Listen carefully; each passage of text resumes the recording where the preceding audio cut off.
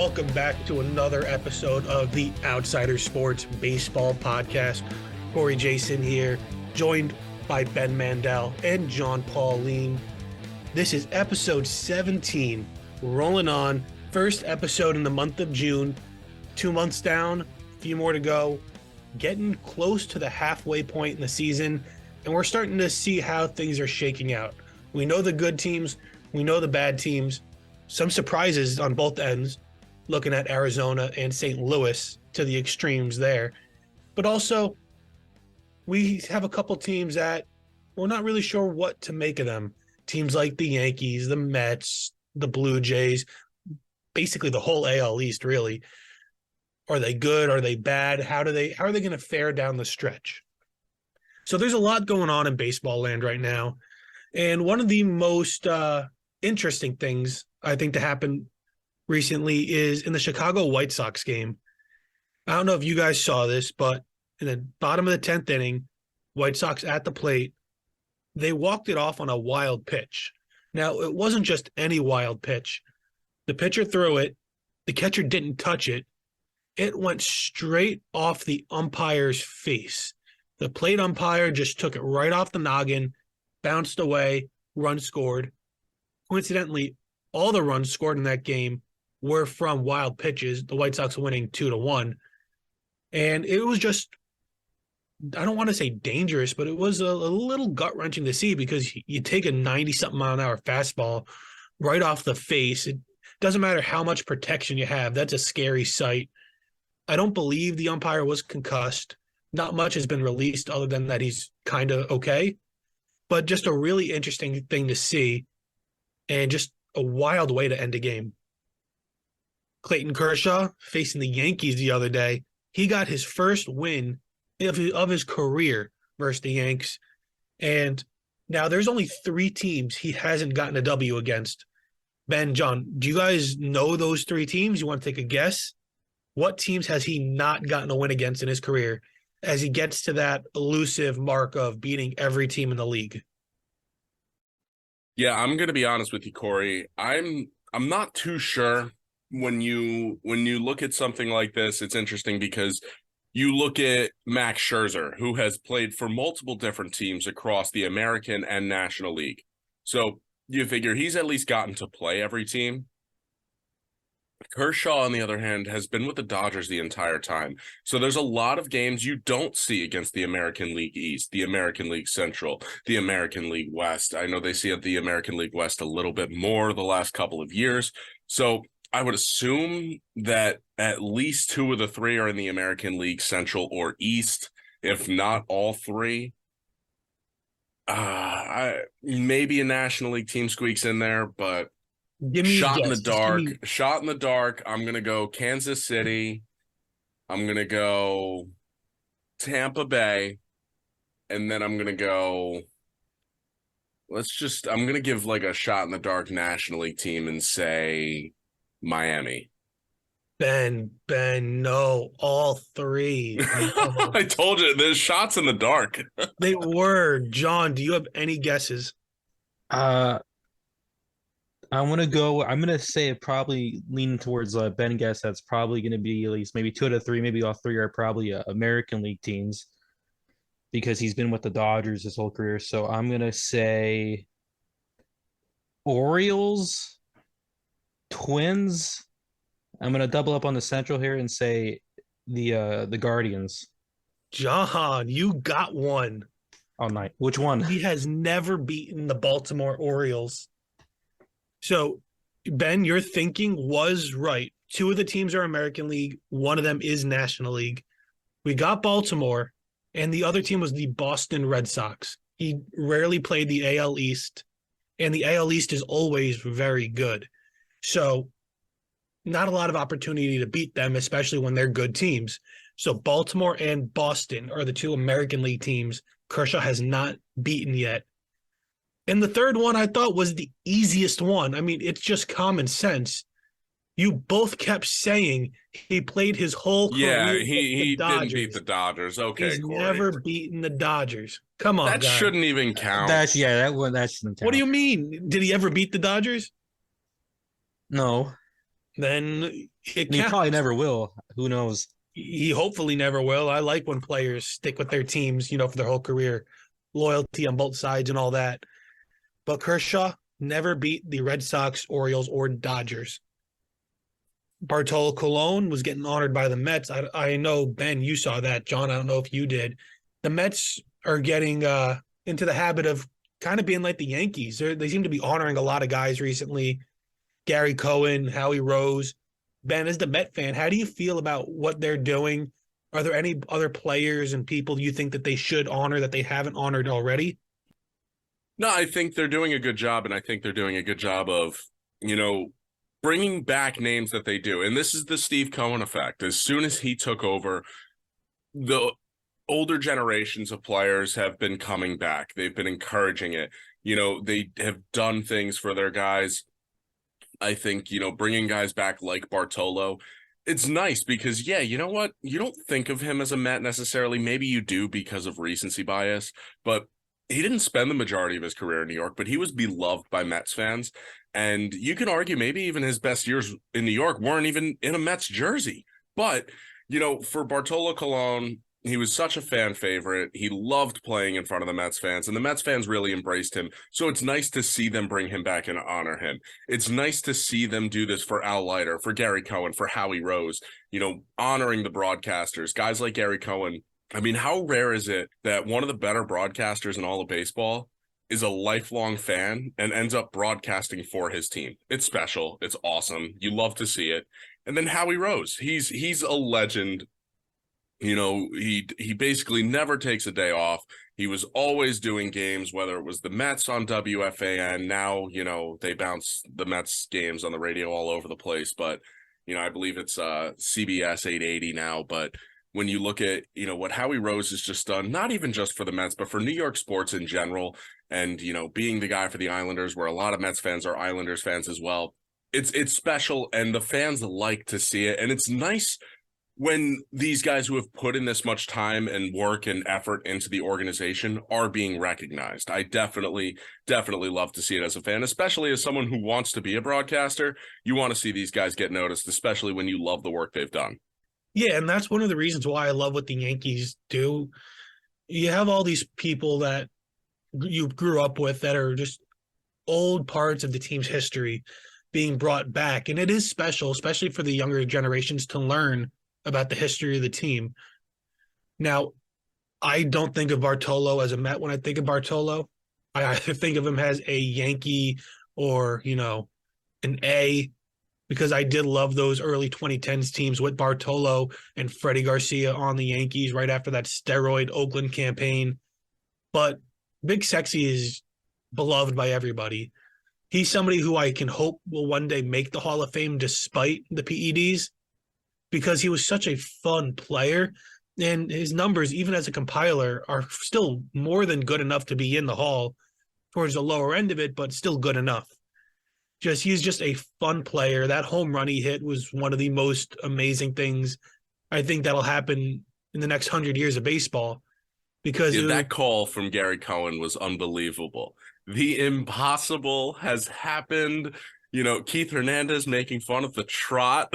Ron Darling said, I was going to say this is the slowest trot, but I think this is his full speed. Whole dugout hiding in the clubhouse. When he comes back, he's just laughing. He knows what just happened in San Diego. Not to mention the fact that the 7 line was there, and that's where he hit it. It was amazing. It was just incredible all around. One of the most memorable things you'll ever see. The video is still just the call, the video, everything was perfect. So good for Bartolo and good for the Mets and their fans to be able to honor him in a few weeks. And good on the Mets for honoring a lot of players. David Wright, Jose Reyes, I'm sure will get there too. You have a lot of great players. I wonder, though, if DeGrom will end up being honored, given the way he left. That might take some time to heal that relationship. I think it also comes back to, I think the Mets will honor Jake, because the Mets, you saw what they did and tributes they did. It comes down to if Jake wants to come back, honestly. I think it's really one-sided. I think Mets fans understand why he no longer wanted to be a New York Met. And while we may not be happy about it, Mets fans do not forget the years of dominance and greatness that he brought, especially because he was the only light during those times most of the time. Speaking of light during those times, did you guys see what Noah Syndergaard said the other day about giving up his hypothetical firstborn to be able to be the old him again? How pathetic is that? I truly think Syndergaard might be the most pathetic player in all of baseball, to be honest. I think he did it to himself. Yeah. He did it to himself. The Mets tried to save him in 2017. And he wanted to be the guy so bad who just put the team on his back and carried them, that he pitched through something that he couldn't pitch through, and he ruined his career. The Mets tried. They tried so hard and couldn't. He did it to himself. It goes beyond that, though. How many times has he just ditched pitching against the Mets? He's on the Angels, got traded to the Phillies, and then just ducked the Mets. To me, that's honestly one of the most pathetic things a player can do: dodge another team because you don't want to face them. It's sad. It's sad thing to do. It's soft, but that's when it started in 2017, because he was never himself again. In 17, he missed the rest of the year, wasn't himself in 18, wasn't himself in 19. He was brutal in 19. I think his ERA was over 4. Everyone expected him to return to form. Then 2020, he ends up getting Tommy John, misses the entire abbreviated 2020 season, missed the entire 21 season. I think he came back and threw an inning, and then he goes and signs elsewhere. He just was never the same after that lat injury in 2017. He had such great stuff, but at this point in his career, just where it's going, he might want to transition into being a reliever, honestly. That might give him a little longevity and really let him focus on working 1, maybe 2 innings max, every couple of days, and just really build himself back up. But he's an alpha guy, you know what I mean? He's somebody who wants to be the guy, like you said. So I'm not sure. But if you want to be the guy, you can't be ducking people. And that's where, he lost his confidence. He lost his psyche. And the injuries did that. And he did it to himself.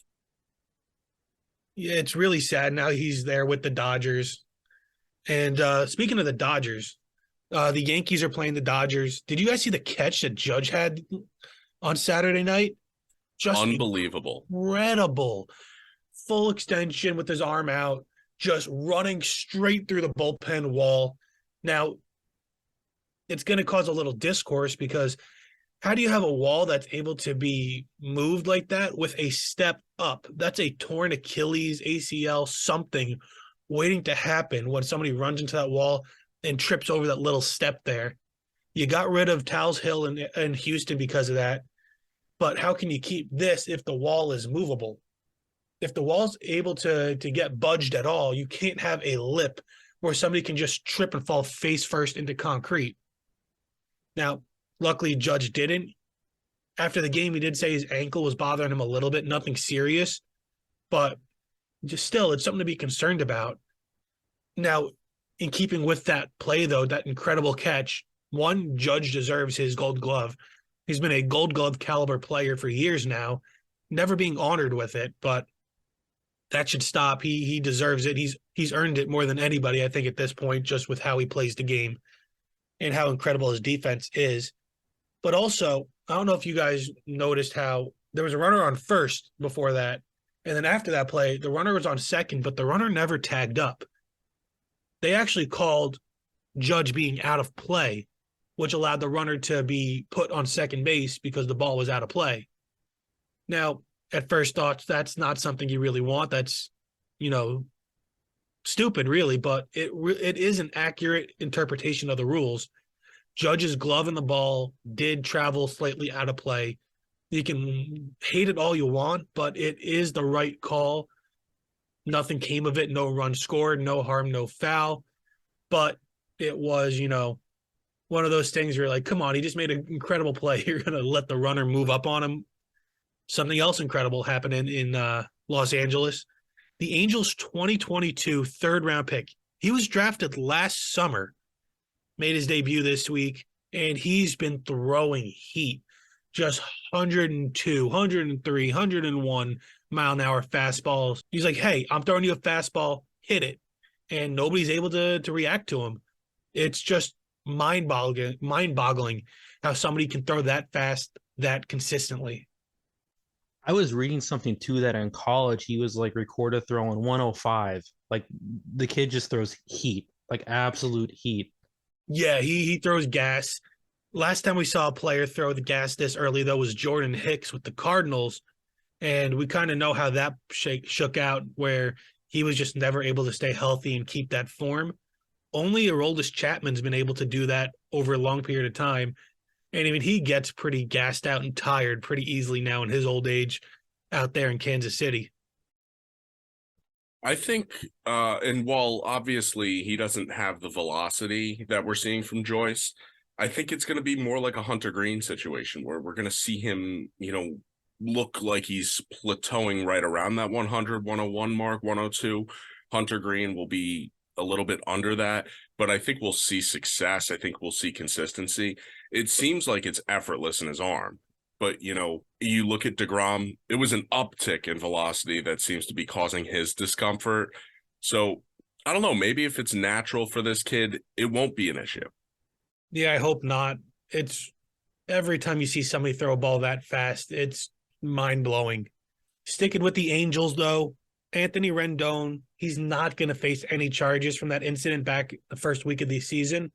Really the first series, I believe, when he went to go punch a fan in the face again when the Angels were playing the Athletics. So he won't be facing any charges. The police were investigating him in the incident, and they decided to just leave it be. I think that's for the best. He's somebody who kind of took the money and run after getting signed with the Angels after leaving the Nationals after that World Series. He took the money, ran, he got the bag, and he's getting paid to really be not even a mediocre player, just a bad player. It's a bad contract for the Angels. Speaking of perceived bad contracts, Giancarlo Stanton and Josh Donaldson are back with the Yankees. Stanton, a lot of people like to talk about how his contract isn't great. That's an overblown reason. The money that the Yankees are paying him in the length, it's really like under $200 million at that point. Doesn't stop them from signing anybody, and he's still a great player when healthy. Donaldson, last year of his deal, that's a different story. That's a waste of money. But they both came back on Friday night versus the Dodgers for the Yankees. 3 home runs combined. Stanton missed a second one by a couple feet in his first at bat. Was able to get one later on. Donaldson was able to hit 2 nukes, especially one in the 9th to cut the deficit to 4 runs. The Yankees didn't make the comeback. But if both those guys' bats are going, it's going to be a pretty fun offense to watch in Yankeetown. Luis Arias of the Marlins, he went 5 for 5 with 5 RBI Saturday. He's now hitting .390 for the season. Now, nobody's hit 400 since Ted Williams, 80 years ago. But Arias might not get to that number, but still hitting .390 is pretty insane with the way baseball is now, where it's home run or strikeout. Nobody plays quite like him. Now, Red Sox announcer Joe Castiglione, his phone went off during an at-bat against the Rays Saturday night. Jose Siri was at the plate, and as I say that now on my phone, my Siri just went off too. So while broadcasting, the Siri on his phone went off over the airways while he was announcing Jose Siri, and that's kind of a really funny thing to happen, because how often have you guys been doing something, said something even similar to the name Siri, and your phone just goes off, and it's like, come on, I wasn't even talking about that. So just a really funny thing to see. I don't even have an iPhone. I have an Android. It's Google, and it goes off all the time somehow. All the time still. It thinks I'm talking to it. I have to say, I'm not talking to you, and it says sorry. Yeah, I know. I remember when Siri debuted in the postseason, and Joe Buck was he was saying that this was going to happen, and he said, "I can't wait for all of the phones in America to go off." And he goes, as Jose Siri steps up to the plate, and really, it is funny. It's a little gag. But for it to actually happen on the air and for you to actually hear it happen, that's just another level. Like, it's one of those things where, yeah, you know it happens, you know it's something that happens to people, but you actually heard it happen. It makes it that much funnier. It really is funny. Alex Bregman, moving on to him, he hit a grand slam and was walked 4 times. Now, he's only the third player since 1974, when these stats started to be kept, to do that. He joins JD Martinez and Bobby Bonds, Barry's father, as the only players to hit a grand slam and get walked 4 times in a game. Really surprising that Barry never did it, especially with the amount of times he got walked. But who in their right mind would pitch to him with the bases loaded anyway? Bregman, however, he's the only one to have a grand slam and his only recorded at bat. Because when you walk, it's a plate appearance, but it's not an at bat. You don't get an 0 for or a 1 for or whatever it is, just nothing. So he went 1 for 1 with a grand slam and 4 walks, the only player in recorded baseball history to pull that feat off. And, when people say that type of stuff, you think like, yeah, but that's like so specific. But the fact that they're still first, 150 years into baseball's history, it's a nice thing to see that you can still do something that's never been done before, no matter how specific it is. Former Astros top prospect John Singleton's back in the league. He's been out of the league since 2015, bounced around between really the Astros finally cutting bait with him. He went to Mexico to play, ended up signing with the Brewers. He hasn't played a major league game in 7 years, 7 months, 30 days, but he's back. Now, he's somebody who, it wasn't really his skill that knocked him down. It was an archaic drug policy. Now, the drug policy that he was suspended under 3 different times, that's not active anymore. He was suspended 3 different times for marijuana. Now, Josh Gordon was very similar in that sense in the NFL, where smoked a little bit, got popped, and just suspended. He couldn't help himself. And there's 2 arguments you can look at. One is the league shouldn't even be testing for it. And then on the flip side, you gotta realize it was banned. You shouldn't, no matter what, you should know that, and you shouldn't be smoking it. Now, both of those things can be accurate and right, and doesn't take away from the other. You can say that the league shouldn't test for it and that he should also know better and just not smoke it when he knows it's a banned substance. But either way, I'm glad he's back in the league. He's a very good player back when the Astros didn't have many. Top prospect. He was the first player to sign a major league extension without ever playing a major league game. So he was somebody that was thought really highly of with his talent. And it's good to see him back in the league with the Brewers. I honestly don't think he should have even been suspended in the first place. I mean, I think in both regards, they're both right. Like, he should have known and should have just never went the first place. But then the league should have just never been testing for it in the first place. I think now, with marijuana and all that being used for medicinal purposes and stuff, and alternatives for painkillers and stuff and recreational use, like, I don't think it has a place, like a rule to be placed in sports at all. And I think MLB is ahead of the curve on getting rid of that rule, which surprises me in sport. Surprises me because it seems like they're, for like how bad the leagues run sometimes, for them to be ahead on this is kind of surprising. I think in the NFL, I think it's still a suspension, and I think at some point these leagues just got to get rid of that rule. I really do think it just boils down to, you should know the rules, no matter how stupid the rules are. Follow them and fight against it while following them. And he just couldn't do it. But again, I'm glad he's back.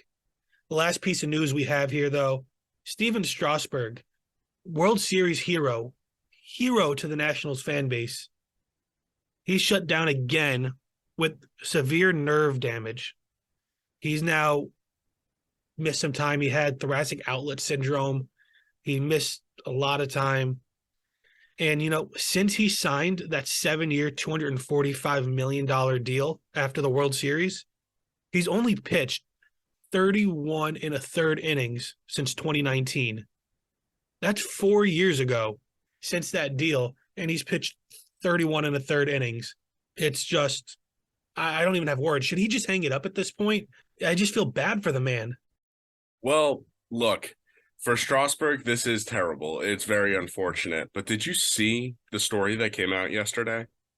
The Nationals did not take out any disability insurance on this contract because No, you're kidding. premiums would have been so high. So this story comes out yesterday that this contract was not insured at all. You can bet that Washington does not want him to hang it up. They are trying so desperately for him to get healthy, so maybe they can try to move him, eat some of the contract, get an asset for him. But at this point, they lit $245 million on fire. He has some severe nerve damage, does not think he can ever pitch again. He is done. It is time to hang it up. I mean, 30 innings in 4 years says it all. We've talked about DeGrom not pitching much. He's at least been like on the field more than that. It's time for Strasburg. It's upsetting, but you know what? You got your ring. You got your paycheck. It's time to go.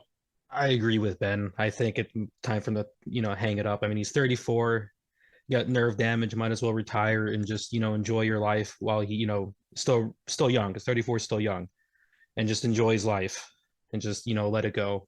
But I mean, if he does come back and pitch, is he even like starting pitcher like quality again, or is he just going to end up being like a relief pitcher? Nah, with the money they're paying him, he better be a starter.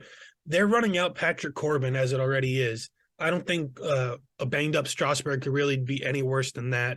But I don't know if he should hang it up. I feel bad. He was really talented.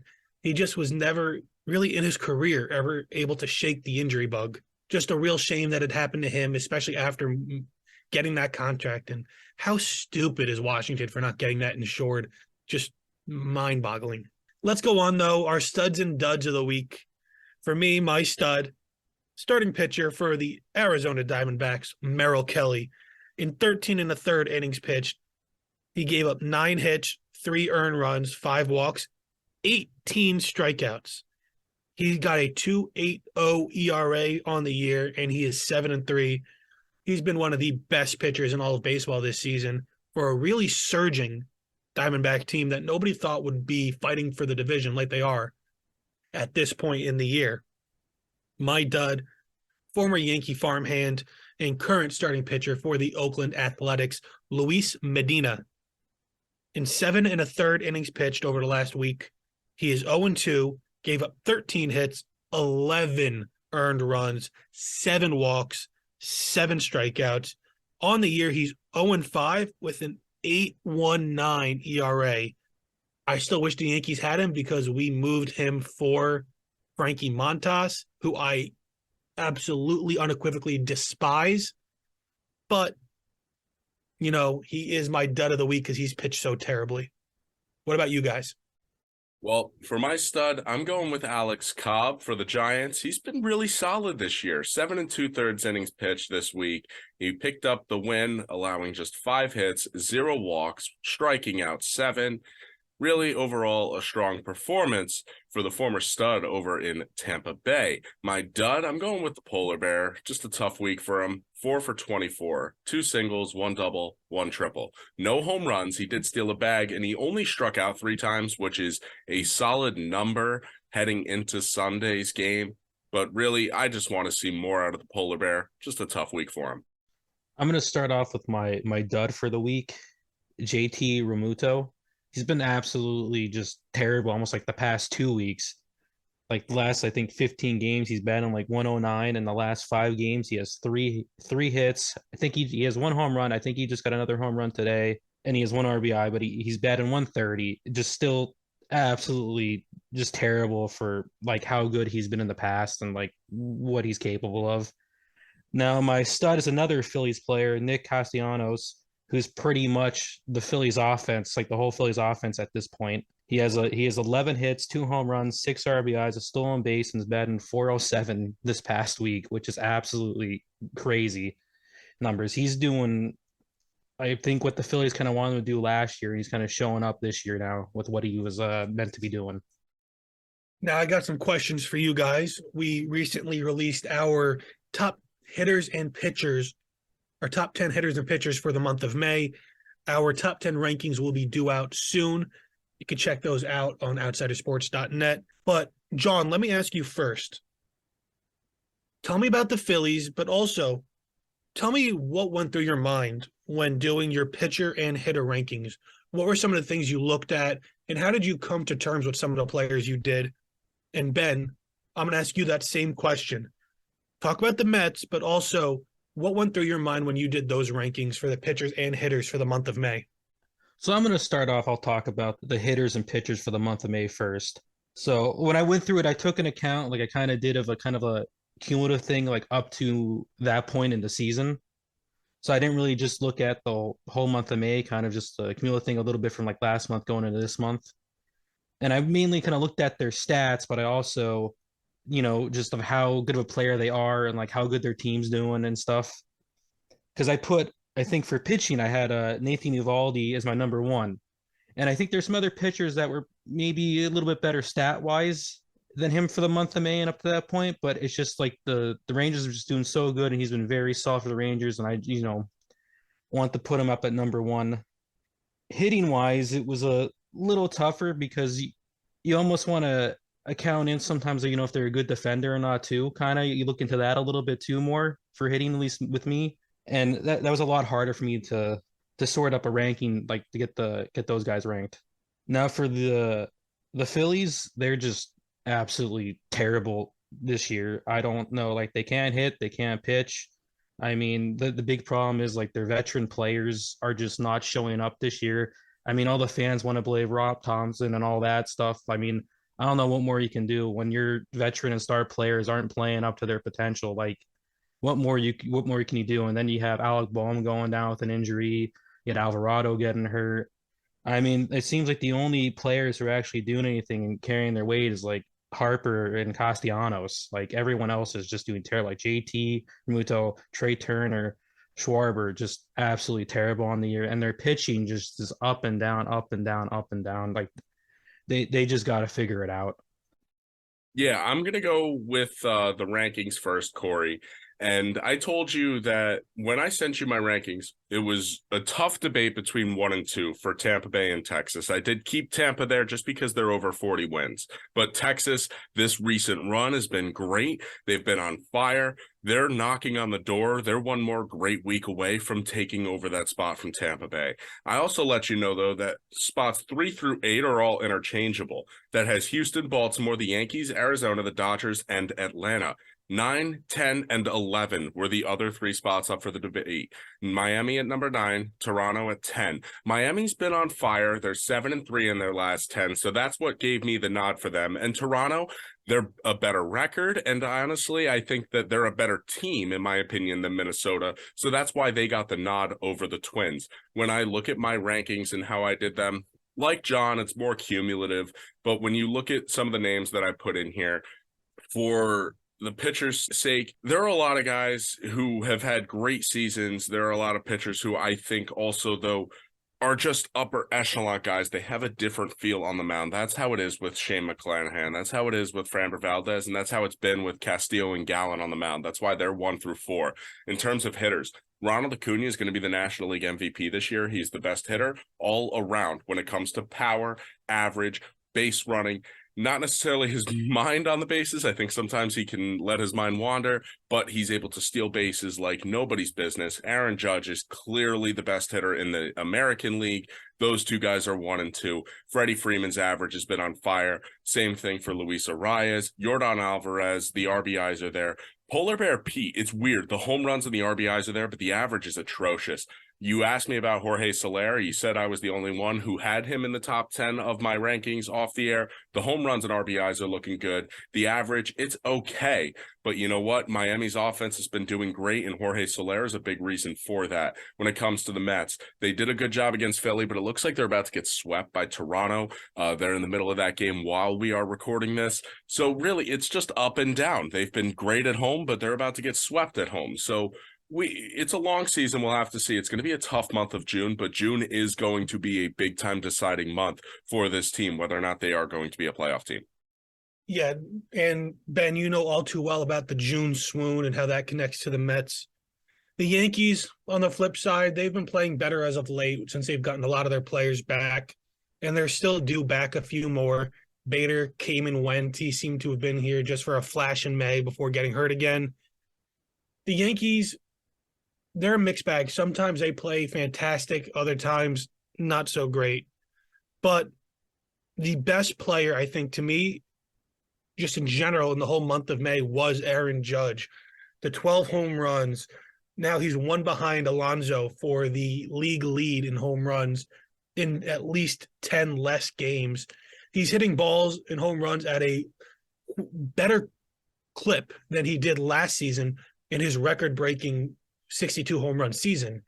He's on pace to break that right now with 63, if not more, because he hasn't been hot with the home runs like he was last year either.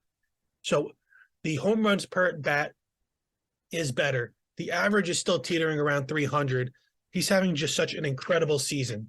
To me, he was the best player in May. Now, quickly, I want you guys to tell me what one series that you're looking for this week, because for me, Boston travels to New York, Sunday Night Baseball, and I think that's the one series you got to look for. It's always great. Yeah, I'm looking forward to the two teams I said have been the best. That's Texas and Tampa Bay. They meet at the end of this week at the Trop. It should be a really exciting matchup. My weekly highlight I'm looking at is the Mets at the Pirates. You got the Mets who are third in the NL East, and the Pirates are, I think, tied for first in the NL Central. Pirates are, I think, on a 5-game win streak right now. If they beat the Mets, do good again, might sneak into my top 10 again. And with that said, that'll do it here. Check out our rankings, outsidersports.net, the Twitter outsidersports3, YouTube and TikTok, just search up Outsider Sports, and keep it locked for some great hockey programming with the finals ongoing.